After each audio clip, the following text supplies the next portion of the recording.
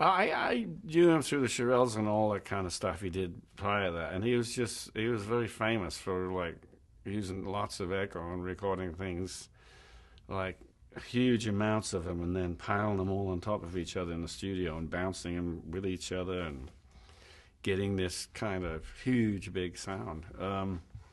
So that's about as much as I kind of knew about him before I started working with him.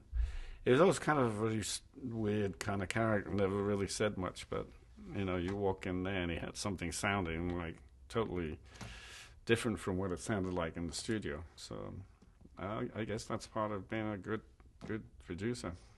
Neither him, Phil Spector, or John ever told me what to play. I just sit down there and I think, well, they're going to want me to do this. You know what? And they said, no, whatever you're doing, keep playing it. It's perfect. That's all he ever said to me, and so I just kept doing what I was doing. It seemed to fit with what was going on, and you know, it was just a little bit like I had free reign to do anything I want, but it just happened. It got me used to. It got me used to when I work in a studio, never to kind of overplay, whereby you put something in a song that the song doesn't need.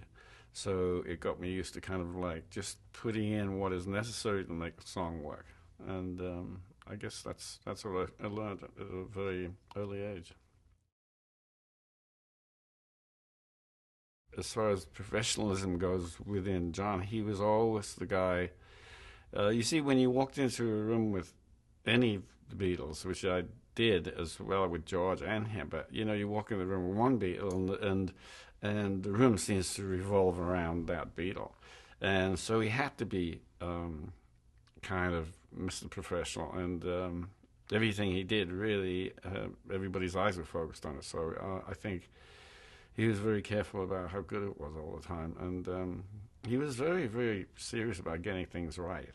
Yeah, and it was just an aura that surrounded each of the Beatles. And when you're in a room with two of them together, and then three of them together, it's like the whole room kind of revolves around all those people, and it's a pretty eerie sensation. But once you're um, accepted into the family, as it were. It was kind of like a family, and I became kind of part of the family. When I turned up, they said, "I'll say hi," but they were just like normal guys, and they treat you like a normal guy, and you were part of their inner sanctum, as it were, where it was just fun.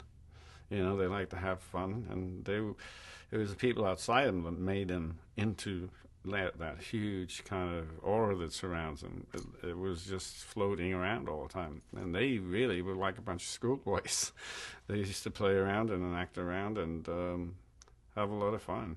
They had to make it fun. If it became too serious, it would be way out of control.